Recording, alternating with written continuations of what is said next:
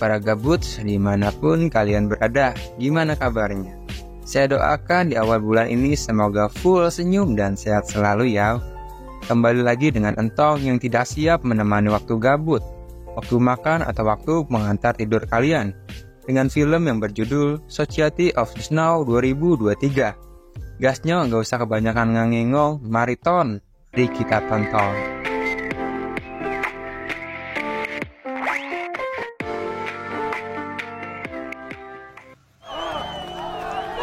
Kisah dimulai beberapa hari sebelum kejadian kelam terjadi.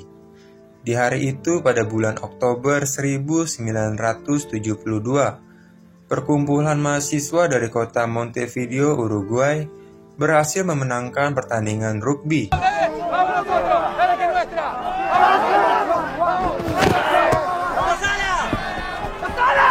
Oleh karena itu, mereka semua pun akan melanjutkan pertandingan di negara Chili. Namun, untuk menghemat biaya, mereka pun menyewa pesawat milik Angkatan Udara. Pesawat itu diisi oleh 45 orang, terdiri dari tim rugby itu sendiri, para staf, pelatih, beserta orang tua para pemain.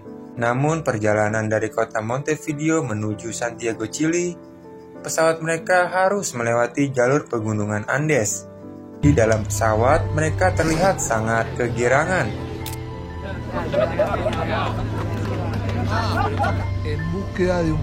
Karena ini adalah laga pertama mereka di negara lain. Namun saat memasuki zona pegunungan Andes, pesawat mereka mengalami sedikit goncangan. Namun mereka masih terlihat tenang dan menganggap itu hal yang biasa saja. Tapi, selang beberapa saat kemudian, tiba-tiba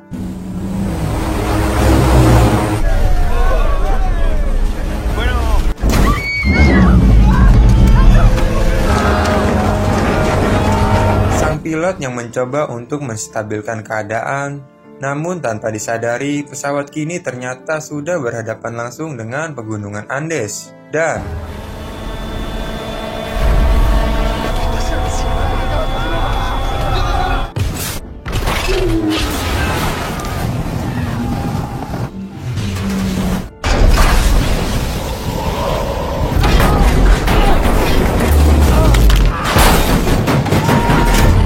pesawat itu pun tak bisa mengelak dan terjatuh setelah menabrak gunung, hingga terbelah dua antara sisi depan dan ekor pesawat. Ada sebagian penumpang yang selamat dan ada juga yang terluka parah. Namun sebagian penumpang lainnya tewas saat itu juga. Dalam keadaan riweuh dan kepanikan itu, mereka yang selamat berusaha membantu kawan-kawan mereka, yang ditambah cuaca yang saat itu sedang turun salju, membuat penderitaan mereka semakin parah. Pada saat itu, penumpang yang selamat mencoba meminta bantuan pada sang pilot untuk menghubungi tim SAR dan penyelamat. Namun, sang pilot tersebut dalam keadaan sekarat dan saat ini hanya bisa diam dan menerima takdir kematiannya.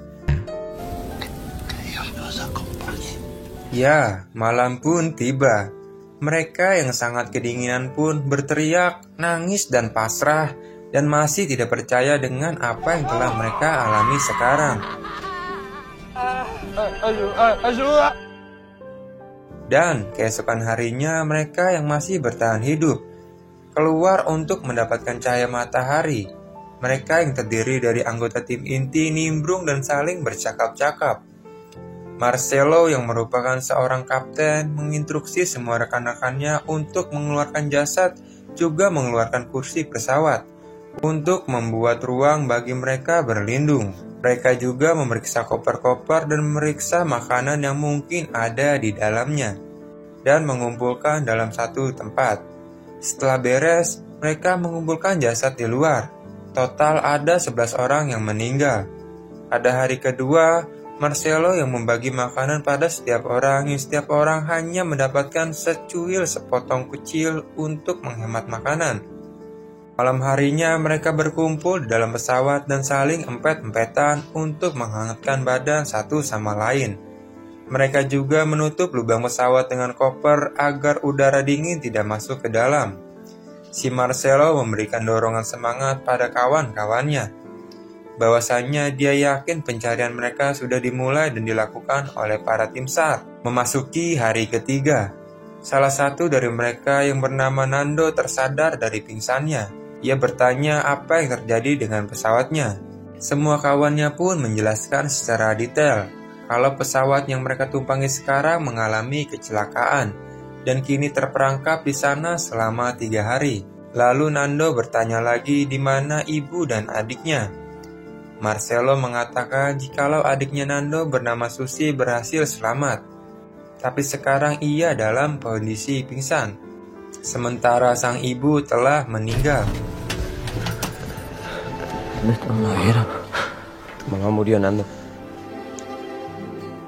Sementara itu, A.A. Vito memanfaatkan sinar matahari untuk membuat air minum dari seonggok salju. Dan para anggota lain membuat tanda X di tengah salju agar tim SAR bisa mengetahui keberadaan mereka. Siangnya terlihat sebuah pesawat di atas dan mereka berusaha memberikan sinyal SOS.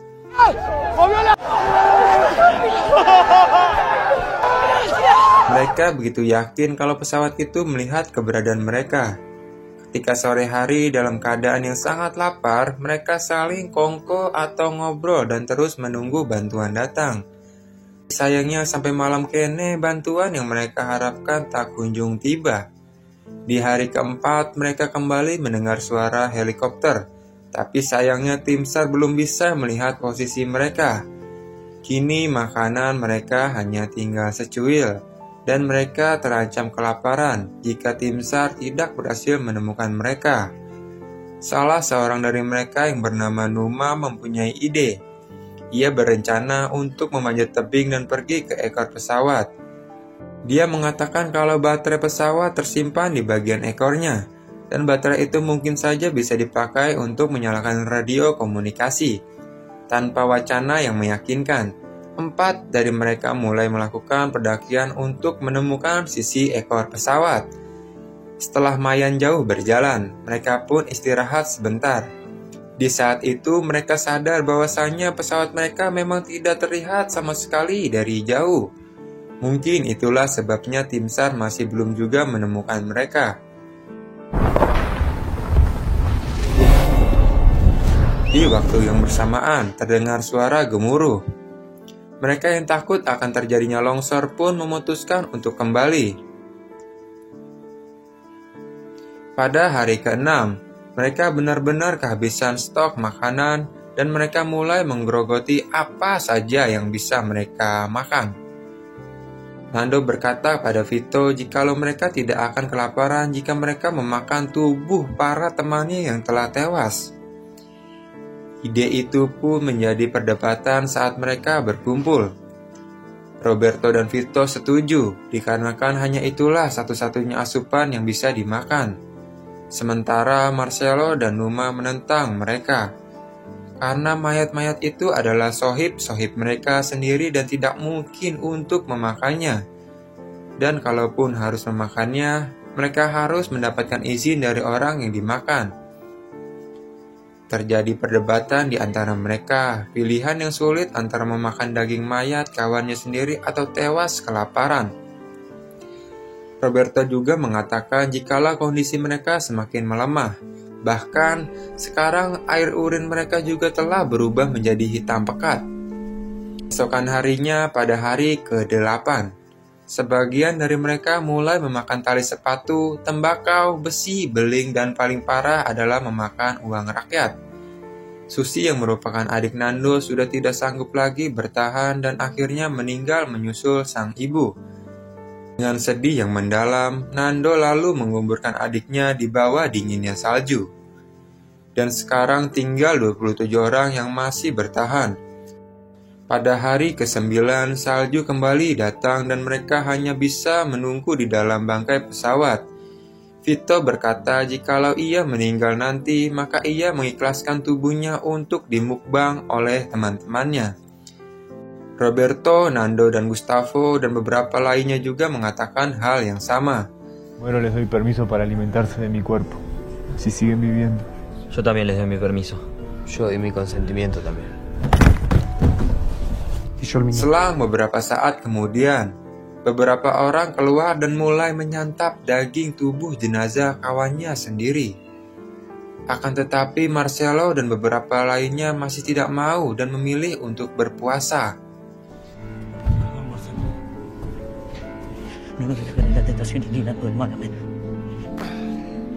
Keesokan harinya mereka kembali mengambil beberapa potong tubuh daging. Vito dan dua rekannya memotong daging itu di tempat yang tidak terlihat, agar mereka yang menyantapnya tidak kepikiran daging siapa yang mereka habak itu. Di siang harinya mereka menemukan koper dan langsung memeriksanya. Di sana mereka menemukan sebuah radio kecil yang telah basah dan berusaha untuk membetulkannya. Mereka yang sudah mulai segar sehabis makan berusaha menemukan jaringan radio. Sedangkan Marcelo dan Numa yang masih kelaparan hanya bisa duduk loyo di sisi pesawat. Dan di saat bersamaan mereka mendengar teriakan amarah dari luar. Que en 34 accidentes aéreos ocurrientes. Una pausa comercial y volvemos a la búsqueda del avión uruguayo siniestrado en los... Ternyata radio itu berfungsi dan mendengar berita bahwa kejadian kecelakaan pesawat Uruguay mulai dihentikan dan akan dilanjutkan di awal tahun depan. Apabila salju sudah mulai mencair, hal itu membuat mereka semua frustasi. Termasuk Marcelo yang selalu optimis, kini ia mulai pasrah dan meminta anggota lainnya untuk mulai makan. Tapi Numa hanya diam dan tetap pada prinsipnya. Numa yang masih kepo dengan ekor pesawat, ia mulai mendaki gunung bersama dua rekannya yang lain. Setelah jauh berjalan, mereka berhasil menemukan potongan pesawat yang hilang. Di sana mereka mendapati beberapa rekannya yang telah tewas, yang terdampar setelah pesawat menabrak gunung.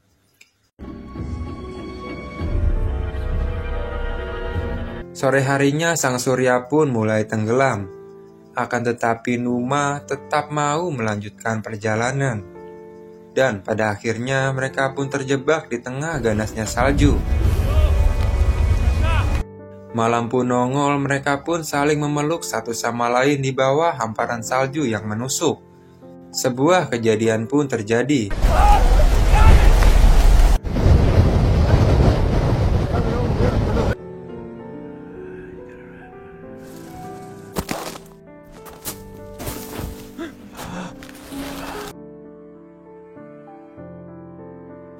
Dengan potongan badan pesawat, mereka berseluncur kembali ke bangkai pesawat.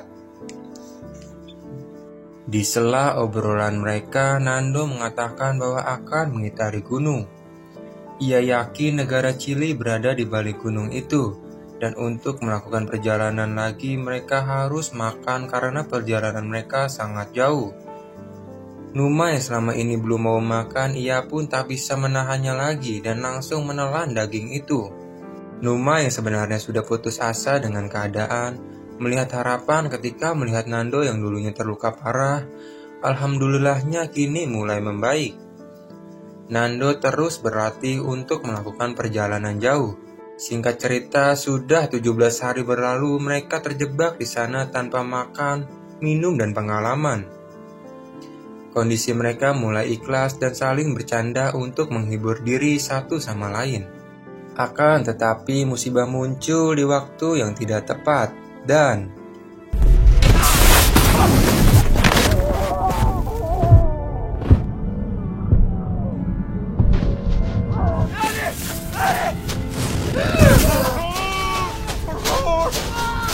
sebagian bisa keluar dari tumpukan salju dan langsung menolong rekan-rekannya yang masih tertimbun. Beberapa orang berhasil dikeluarkan. Akan tetapi sebagian lagi tidak bisa selamat dan meninggal dari kejadian barusan, di antaranya Marcelo. Namun tidak lama kemudian longsor terjadi lagi, dan tiba-tiba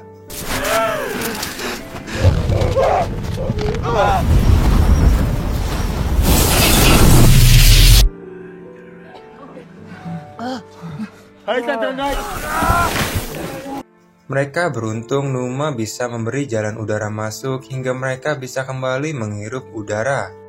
Hari ke-18 merupakan hari terberat mereka. karena mereka tertimbun tebalnya salju. Mereka yang kembali kelaparan terpaksa lagi dan lagi memukbang jasad teman mereka yang baru tewas. Roberto yang merupakan mahasiswa kedokteran dengan santunya memotong mayat, tapi Numa yang melihatnya itu menjadi stres dan mulai emosi.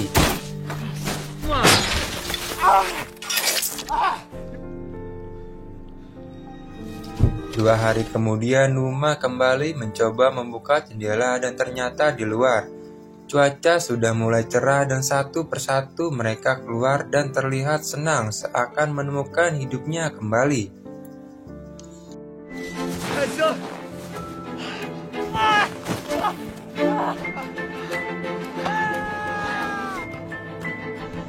Mereka pun mulai menyingkirkan salju yang menutupi pesawat.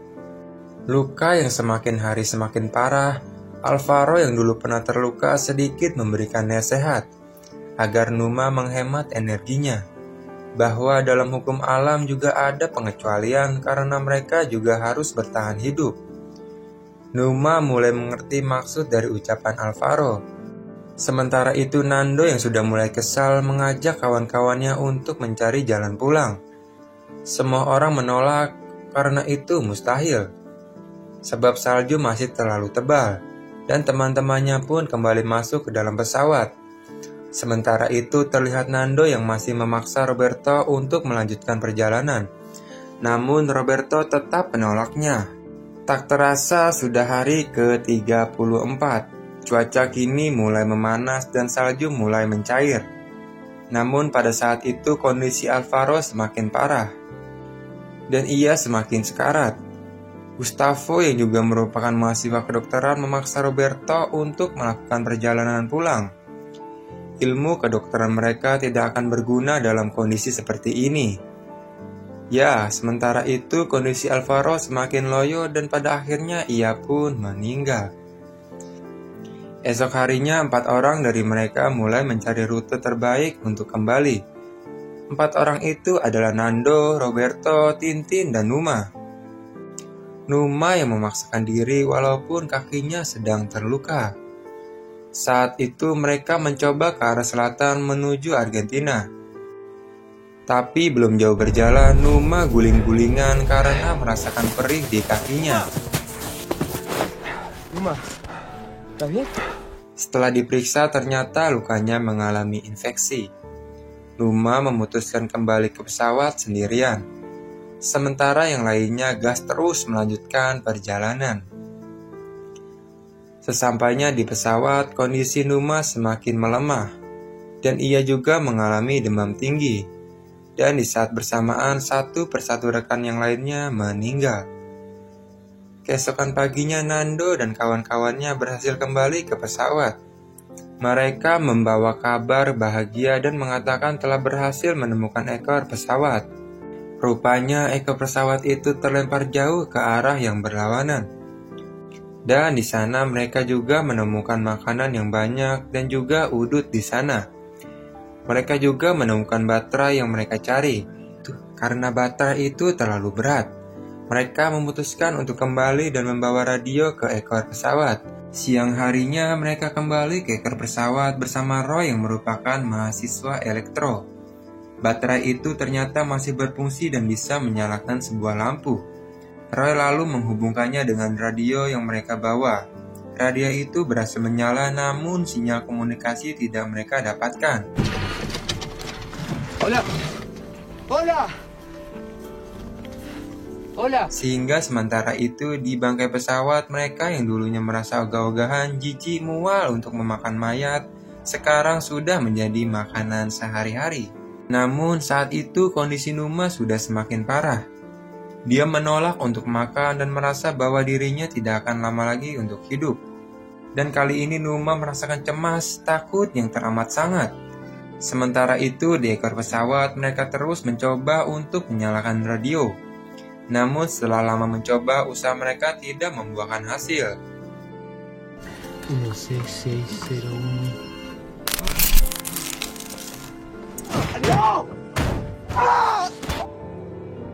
Saat memeriksa barang-barang, Tintin menemukan kain waterproof dan mereka membawanya kembali ke bangkai pesawat.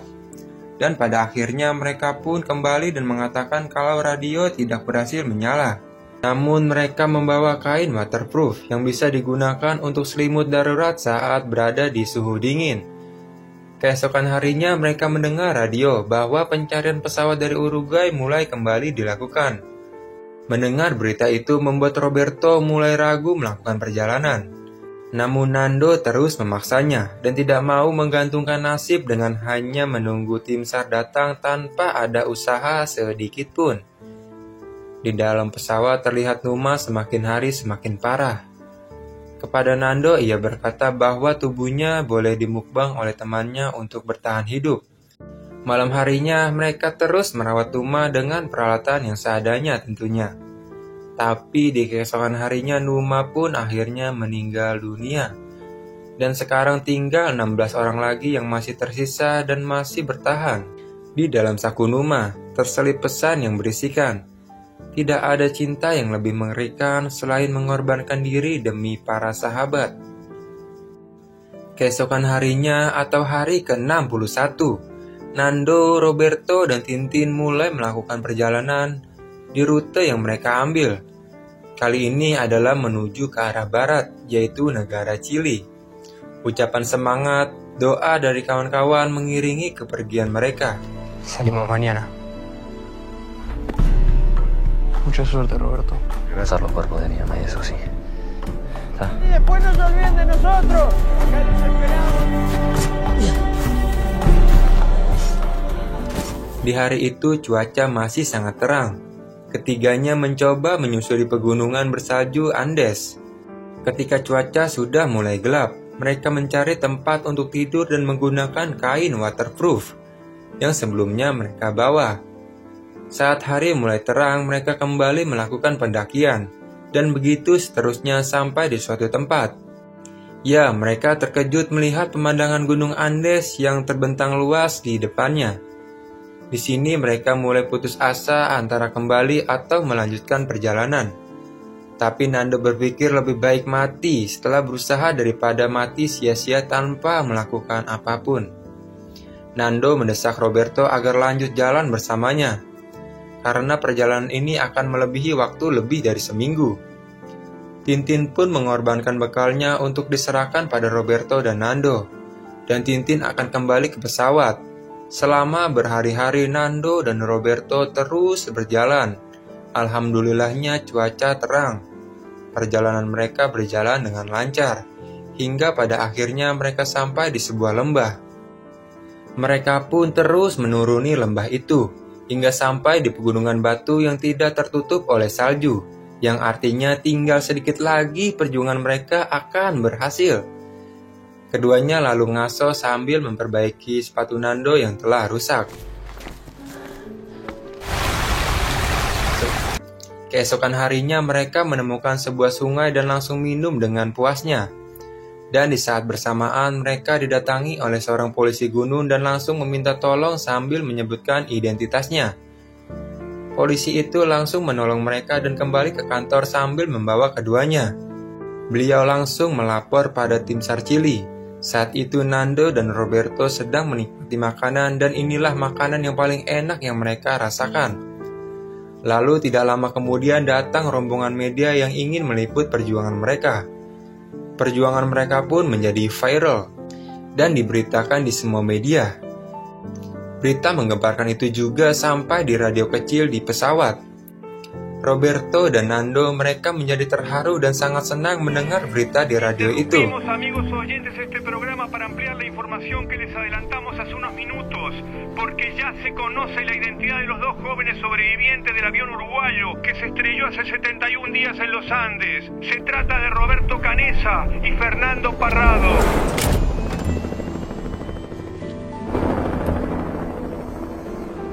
Mereka langsung berkemas dan menunggu dijemput oleh helikopter. Sementara itu Gustavo membawa barang yang bisa menjadi kenang-kenangan bagi teman-temannya. Dan sementara Roberto mengubur daging sisa perjalanannya.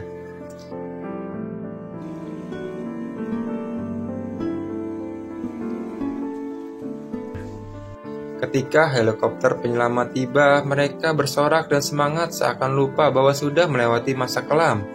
Dan semuanya naik ke atas pesawat helikopter untuk kembali ke rumah.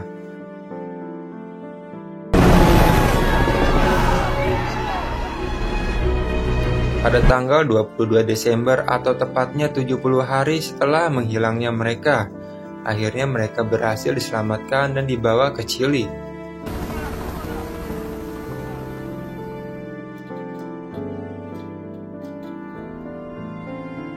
Mereka sudah ditunggu oleh pihak keluarga yang sebelumnya sudah dikabari oleh pihak aparat. Sebelum dipulangkan ke rumah masing-masing, mereka dibawa ke rumah sakit untuk mendapatkan perawatan. Orang-orang tak percaya bahwa mereka bisa kembali dengan selamat. Mereka juga tidak akan melupakan jasa para teman-temannya yang telah meninggal, yang telah mengorbankan diri agar mereka bisa bertahan hidup. Dan film pun tamat.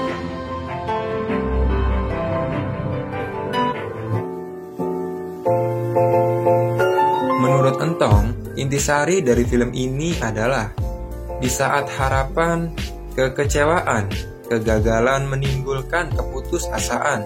Itu mungkin sering terjadi dalam kehidupan kita. Jangan berhenti di saat lelah. Berhentilah di saat selesai. Unzur man qala wala tanzur man qala. Saya Entong bertugas mengucapkan terima kasih dan mohon maaf jika salah-salah pengucapan. Sampai jumpa di video-video selanjutnya. Buah kelapa ketiban pala. Sampai jumpa. Wassalamualaikum.